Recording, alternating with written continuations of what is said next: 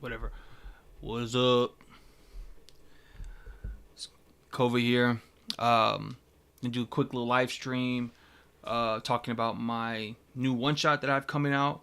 It's called Nobody's Safe, a Spider-Man fan comic. It's pretty much me. Well, the title pretty much says it. It's just me doing a fan comic about Spider-Man, which is like one of my favorite superheroes. And just me trying to work out new muscles and stuff for like my drawing and stuff like that. So I decided I want to do a fan comic because I just want to try to work in a different world that I don't really have to create or anything like that. I could just go in there and use the lore from Marvel and whatever, and then just kind of build the story around that. But yeah, I mean,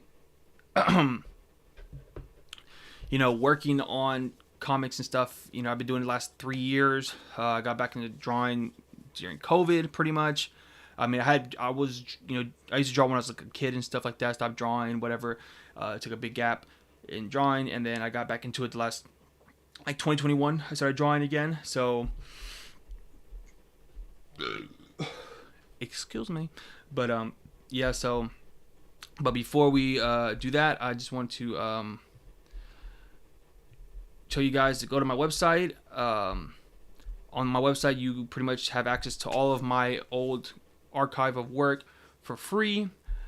You sign up for my mailing list. You will be able to get, all the updates on everything when I drop videos, behind the scenes features from all my comics that I'm working on and stuff coming up. And then you will also be in a drawing for my sticker, which I have out right now. It's $5 a pop on my website. High quality stickers of my character Bam from my series Bam Last Year on Earth. Is based off a Shonen Jump cover that I liked, so I just did off that. But yeah, you can go on my website. You can just see all of my old work. From my latest work, Strange Revenge, was a horror one shot, and then I have the first 11 chapters of Bam out on there, and I have my first one shot that I did, The Lost Zone. Mind you, some of this work is fairly old, so the artwork is not as good as it is now for me. But I mean, it is what it is. Like, I'm not tripping too much about it. Like it's just to show progress. And Strange Revenge is my latest venture, so go check that out and let me know what you guys think. Also, like I said, sign up for the mailing list, buy a sticker if you can.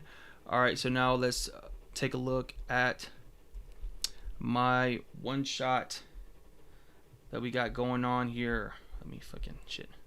Sorry, I still don't know how to use OBS that well, but I'm gonna figure it out as we go. You know what I'm saying? Also, man, it's freaking great all the reception I've been getting on my last couple videos.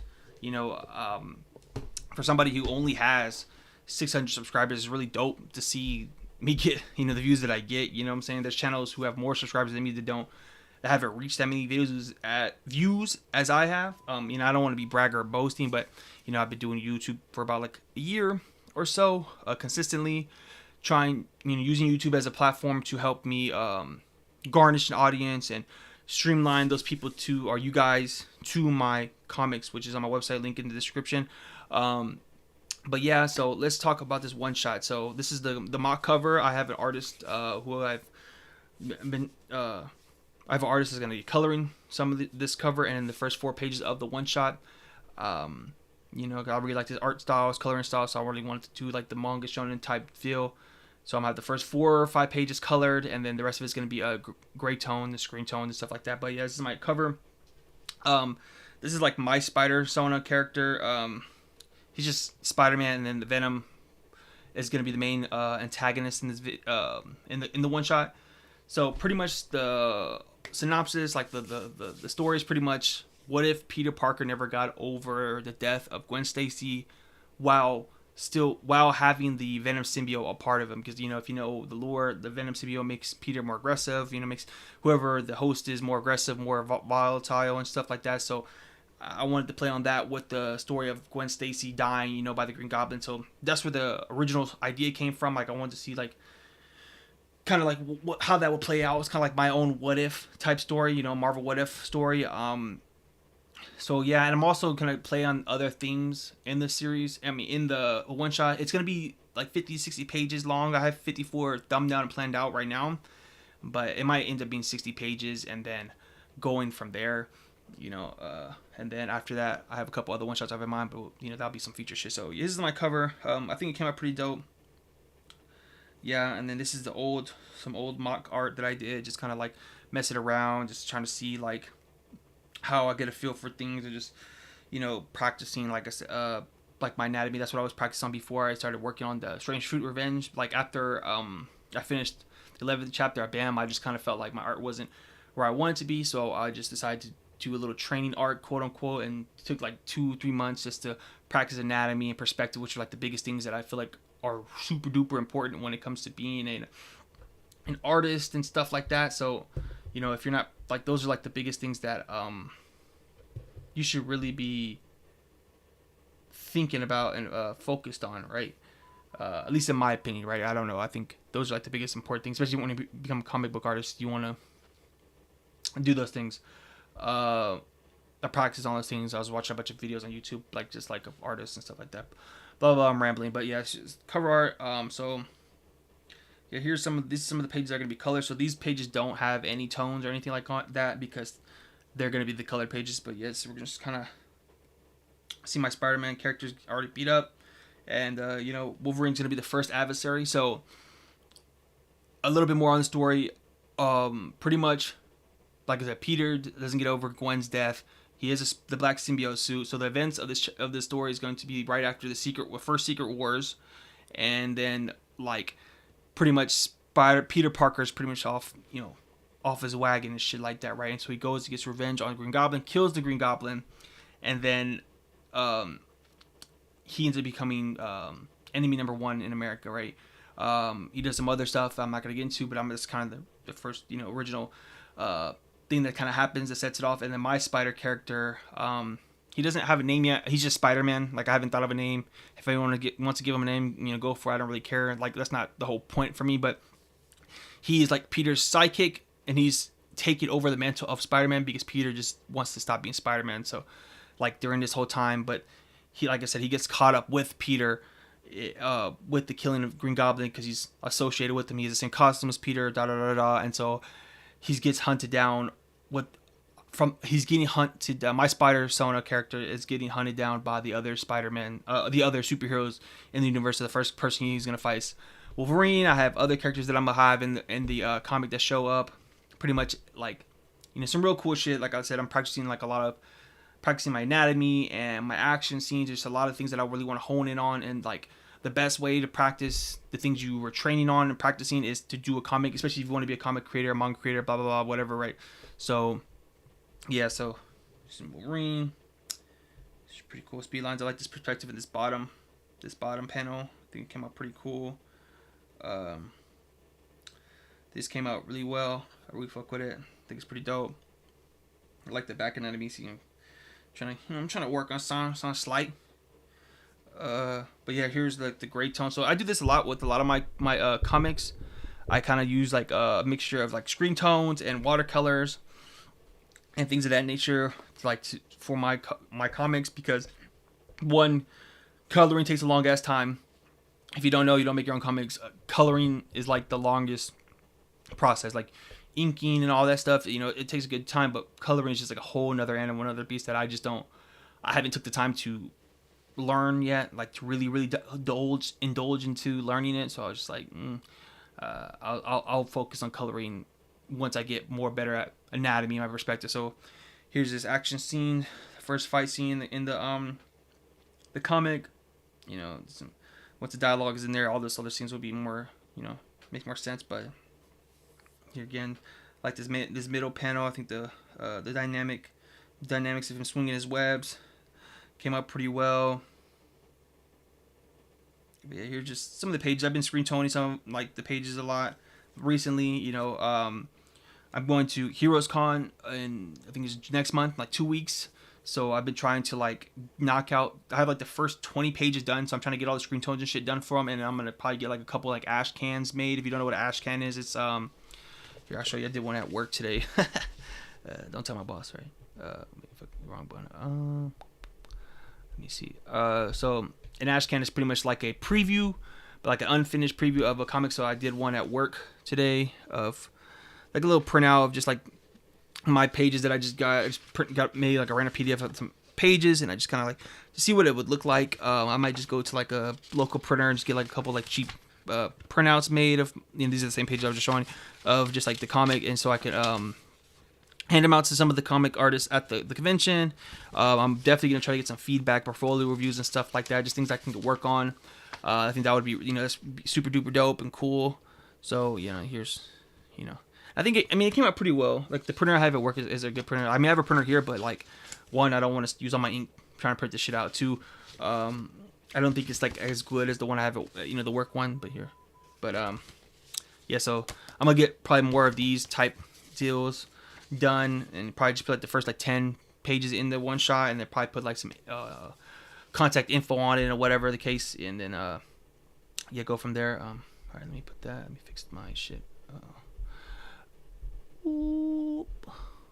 But yeah, so that's kind of like my goal for like the Heroes Con, is to kind of like get some feedback on my work, get like tips and tricks that I could do, things that I should probably focus on. I mean, I already kind of have an idea of the things I did focus on. Like I said, anatomy, perspective is like the biggest things for me that I really want to work on. And I think storytelling is kind of like you get better at storytelling with time, and just the more things you read and stuff like that.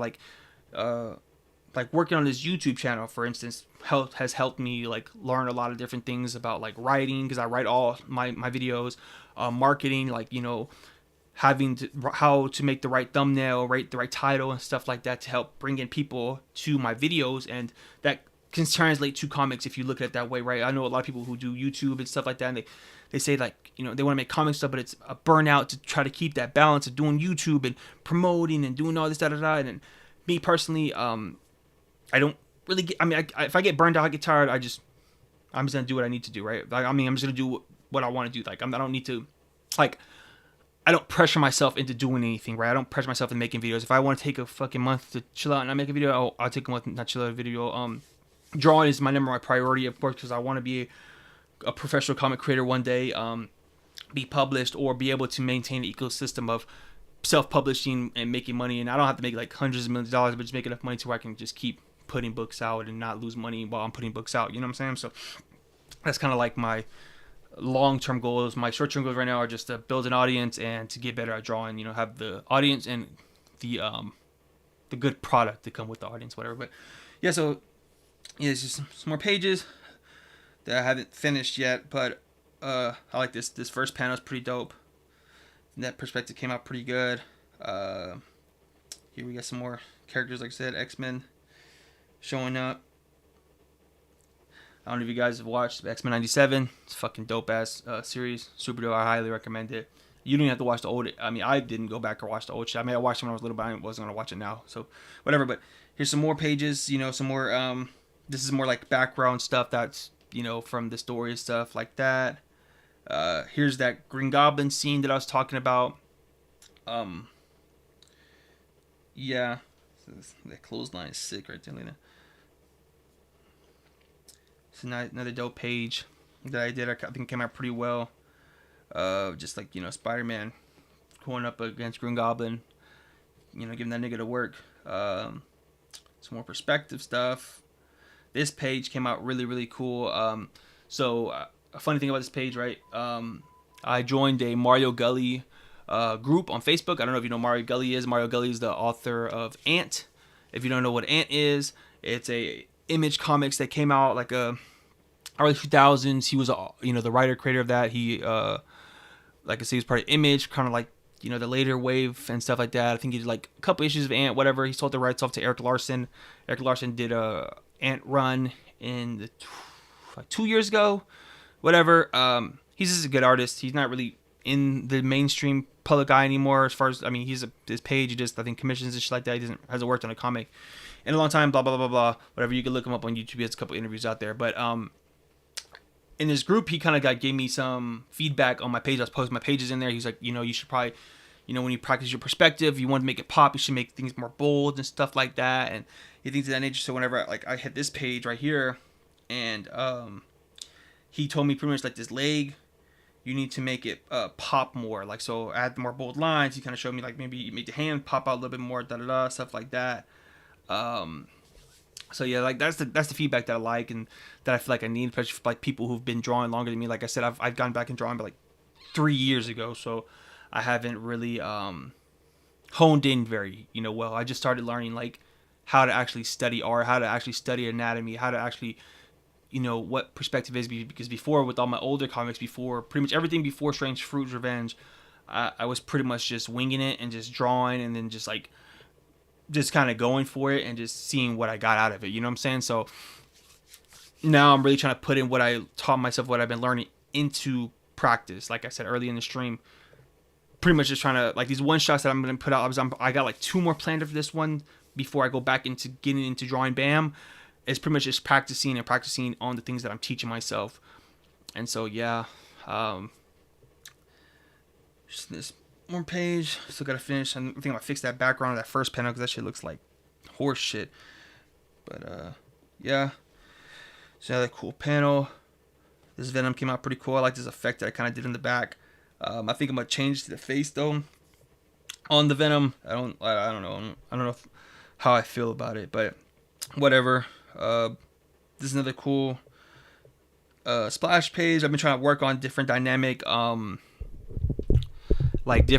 posing, like panel layouts and stuff like that. This is where the manga influence kind of comes in, because if you read a lot of manga, you'll see like the way they do the page layouts is really dope, especially. And also if you look at like the old 90s Image comic stuff, like the old early Spawn stuff, Rob Liefeld shit, all the other, those guys back in the early the 90s and 2000s, those early Image stuff were really like, they were really avant-garde with their stuff when it came to their page layouts and the ways they did certain things. But yeah, I like how this came out. I really like how my Spider-Sona character came out in this perspective right here. It looks super dope. But yeah, I've been getting lazy too, with drawing backgrounds lately. So I just haven't I just be doing the deep fakes because I'm just like, whatever. I mean, all the manga creators do it. If you don't know, like, what's that fool's name? The dude that did Goodnight Pum Pun. Pretty much every background in his manga is a deep fake. Like, not deep fake. What's the fucking word? He pretty much just takes pictures of everything and he goes and just fucks with the hues and shit in it, and then he just puts it in the background. You won't tell because he kind of like draws a little bit in there to make it look more realistic and stuff like that, or him or his assistants and stuff. So, I mean, it is what it is. Like, even if you look at like old, like I got the Todd McFarlane IDW Spider-Man book, but like it shows like all the original artwork from when he was doing his run on Spider-Man. Was doing like taking pictures and like pasting them on this board, pretty much like pictures of like the city of New York and stuff like that. He just clipped up, I guess, got from the newspaper or whatever. I don't know. Yeah. So yeah, here's another page I haven't finished. Iron Man's gonna show up. Yeah, I mean, I don't want to go too much farther. Fuck it, I'll show you some more shit. I mean, I don't know if people are gonna watch this live stream anyway, so it don't matter. So whoever's watching it, you get some exclusive shit. You know what I'm saying? So Iron Man's gonna get fucked up. Of course, my boy Peter, he's gonna fuck everybody up in this comic. Just a heads up. But I like this. This came out pretty cool. The perspective. I like how I kind of drew the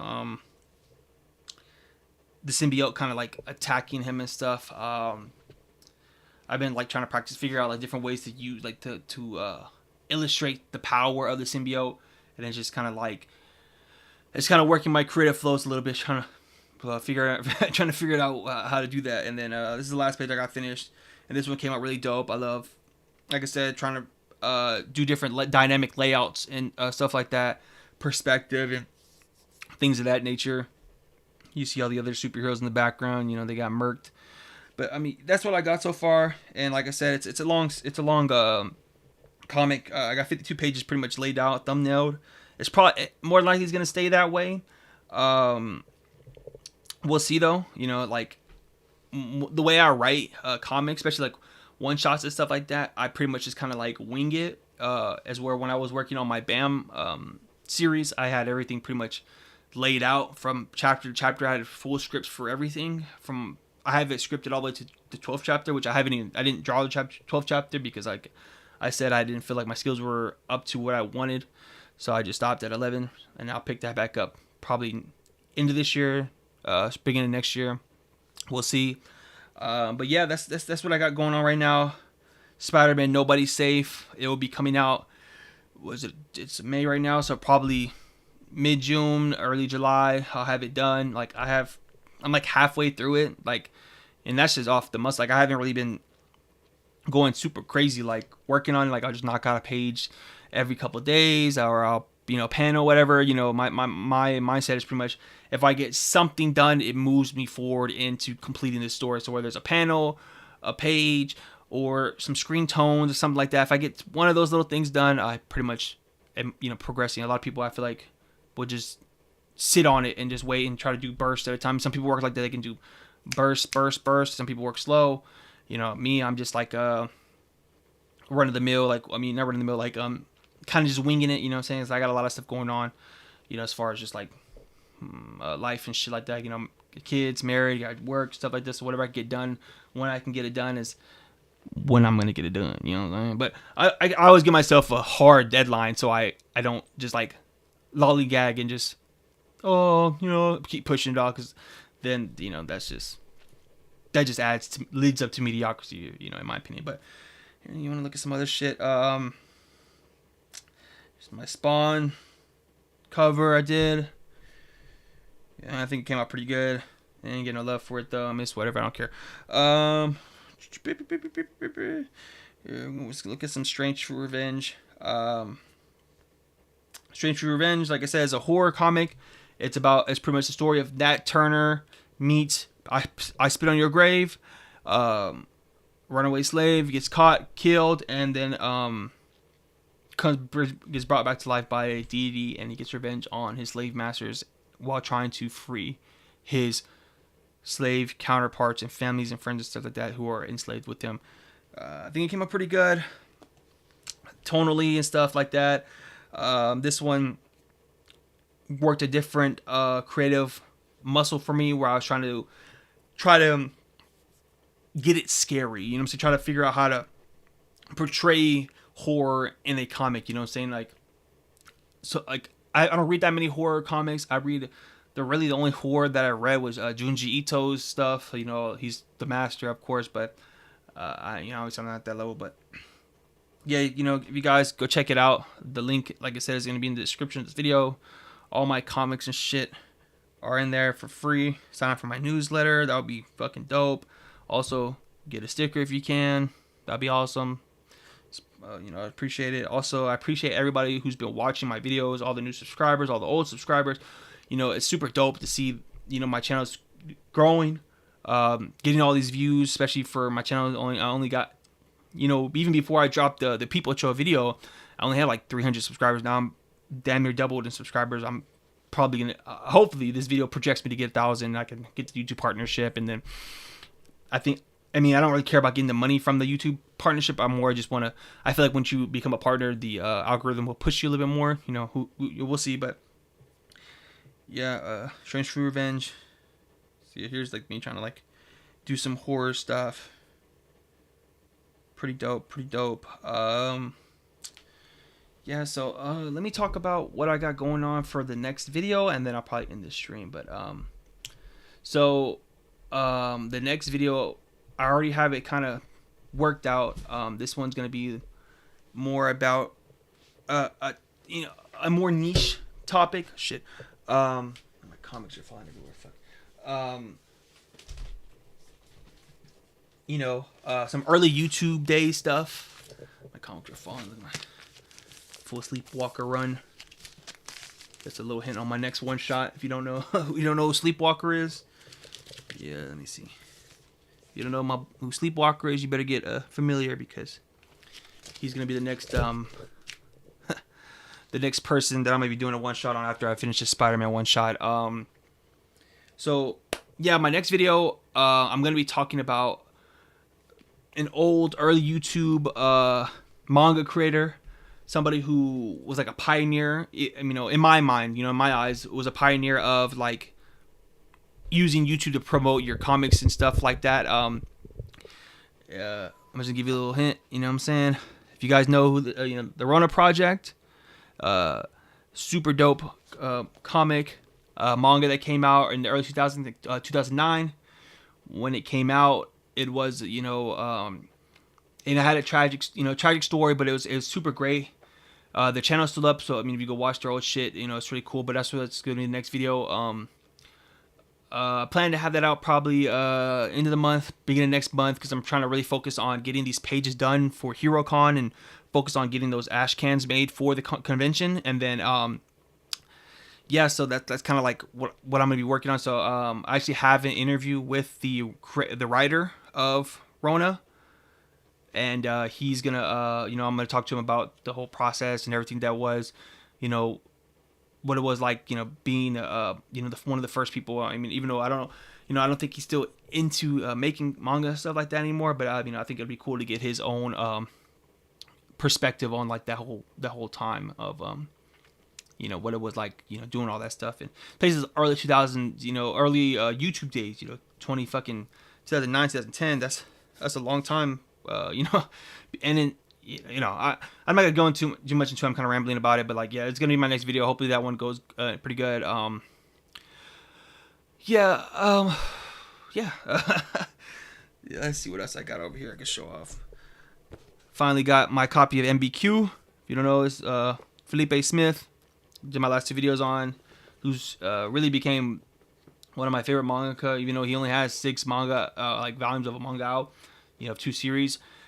His story is like really like good. Like the way he writes stuff, like these 2, MBQ and Pipocho, are like super dope, man. Like I really relate to these stories really well, like a lot, like especially since they're more like slice of life type deal with a little bit of like extra stuff in there. But you know, yeah, this manga fucking, excuse me, it was really hard to come by. Like I don't know why. Like I tried to buy it twice. I tried to buy a copy off of Amazon. I ended up getting sent like the wrong book, and I tried to buy it off of eBay. Got sent the wrong book again. I got sent this GTO, which I mean it's volume 10. I mean GTO is a good series, but like I mean I don't want the 10th volume. Like if I was the first volume, I wouldn't have been that mad. I mean I gotta read my refund back. You know, so I mean fucked up. But I was able to find the first volume MBQ. And then the second volume, there's only 3 volumes. I got the first one, I got the third one, but the second one I can't. This shit's out of print right now. So, yeah. But yeah, and that's pretty much all I had to tell you.